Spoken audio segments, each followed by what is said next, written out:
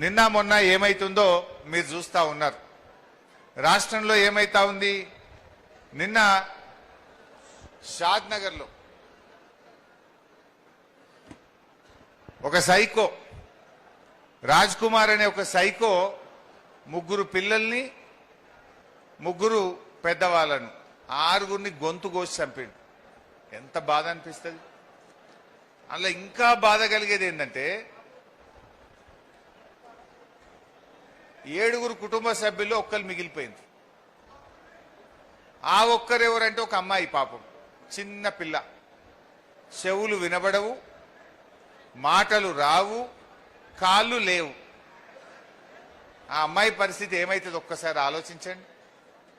ఇంతకాలం వీళ్ళే ఆ అమ్మాయికి నోట్లే కలిపి అన్నం పెట్టిండ్రు, ఆ అమ్మాయిని బాత్రూమ్ తీసుకుపోయిండ్రు, ఆ అమ్మాయికి స్నానం చేయించిండ్రు, ఆ అమ్మాయికి బట్టలు వేపించిండ్రు. ఇప్పుడు ఆ సైకోగాడు ఆ పిల్లని ఒక్కదాన్ని ఇడిచిపెట్టి మొత్తం 6గురిని చంపిండు. ఎంత బాధ. ఇది పూర్తిగా రేవంత్ రెడ్డి వైఫల్యం. పోలీసు వాళ్ళు చేయాల్సిన పని చేస్తలేరు. పోలీసు వాళ్ళని రాజకీయాలకు బీఆర్ఎస్ పార్టీ ఎవడన్నా చిన్న ట్వీట్ పెడితే వాని మీద సాయంత్రం కల్లా కేసు పెడుతురు, పట్టుకపోతురు. మరి ఈ సైకో రాజ్ కుమారు అమ్మాయిని రేప్ చేసినాడు. మైనర్ అమ్మాయిని రేప్ చేస్తే 45 రోజుల పాటు పోలీసు వాళ్ళు ఎందుకు అరెస్ట్ చేయలేదు? 45 రోజుల పాటు మీరు అరెస్ట్ చేసి పోక్సో చట్టం కింద వారిని జైలుకు పంపితే ఇవాళ ఈ 6గురు ప్రాణాలు కాపాడబడేవాళ్ళు కదా. రేవంత్ రెడ్డి వచ్చినాక ఇలా ఆడపిల్లలున్న తల్లిదండ్రులు భయపడే పరిస్థితి ఏర్పడ్డది. పోక్సో కేసులో ఒక నిందితుడిని కాంగ్రెస్ పార్టీ నాయకుడు, రేవంత్ రెడ్డికి సన్నిహితుడు, ఒక మార్కెట్ కమిటీ చైర్మన్ 20 లక్షల రూపాయలు లంచం తీసుకొని వారిని అరెస్ట్ కాకుండా ఒక రేపిస్టును కాపాడింది కాంగ్రెస్ ప్రభుత్వం. ఒక రేపిస్టును కాపాడింది. పోలీసు వాళ్ళు ఆ రేపు చేసినంత కూర్చొని మందు తాగింది. పోలీసు వాళ్ళు వాడిని అరెస్ట్ చేయకుండా 45 రోజులు టైం ఇస్తే వాడు కోర్టుకు పోయి బెయిల్ తెచ్చుకున్నాడు. 20 లక్షలు ఖర్చు పెట్టిండు. వచ్చి ఆయనతో 6గురిని ఊచకొత్త కోసిండు. నిన్న ఒక ఆయన రేవంత్ రెడ్డి గారిని ఆంధ్రప్రదేశ్లో వెనకైన పేపర్ బాయి పేపర్లు ఎత్తుండే గోడల మీద పెయింటింగ్ రాతలు రాస్తుండే రేవంత్ రెడ్డి అని అన్నాడట.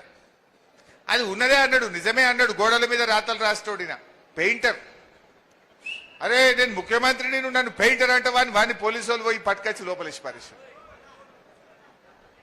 మా గీత ఏదో పోస్ట్ పెట్టి గీతమ్మ మీద కూడా పోలీస్ స్టేషన్లో కేసు పెట్టారు.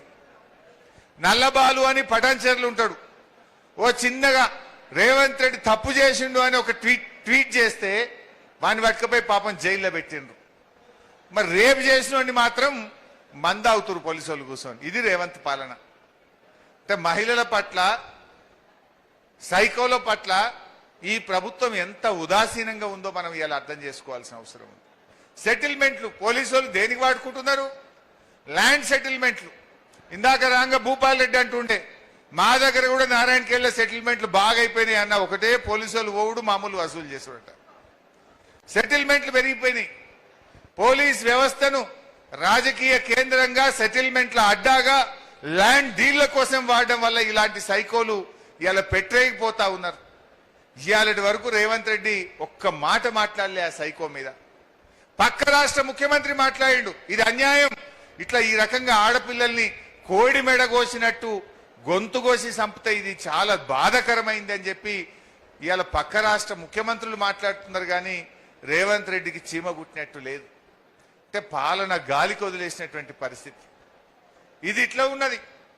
మొన్న నీళ్లు కావాలి, కరువు వచ్చిందని మేము మాట్లాడినాం. కరువు వచ్చిందా? మీకైతే మంచినీళ్ళే వస్తలేవు, సాగునీళ్ళు ఎక్కడి. మంచినీళ్ళు కూడా రానిస్తలేడు రేవంత్ రెడ్డి. ఆ సంగతి కూడా చెప్తా. కరువు వచ్చిందా రేవంత్ రెడ్డి? కన్నెపల్లిలో కట్కొత్తు అని మేమన్నాం. కట్కొత్తవా రేవంత్ రెడ్డి అంటే నీ పీకలొత్తుతా అంటుండు. అంటే అడుగుడు తప్పట.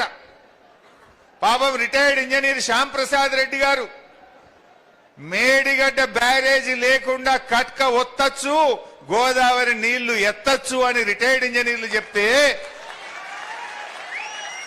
ఆయనని చెంచల్ కూడా జైల్లో పెడతా అంటాడు. ఇదా ఒక ముఖ్యమంత్రి చేయాల్సిన పని? సరే మేం చెప్తే రాజకీయం అంటివి. మరి ఆయన రిటైర్డ్ ఇంజనీర్, ఏ పార్టీ కాదు, 80 ఏళ్ల వయస్సు ఉన్నది, కరువు పడ్డది, కష్టం వచ్చింది, మంచినీళ్ళు దొరకటట్లేవు, కట్టుకొత్తవయ్యా రేవంత్ రెడ్డి అంటే నిన్ను చెంచల్ కూడా జైల్లో పెడతా అంటాడు. అంటే నేను అందుకే నిన్న ఒక మాట అన్నా. ఒక విలేకరు అడిగిండు, సార్ మరి ఇదంతా సరే గాని కరువు పడ్డది, మరి నీళ్లు లేవు,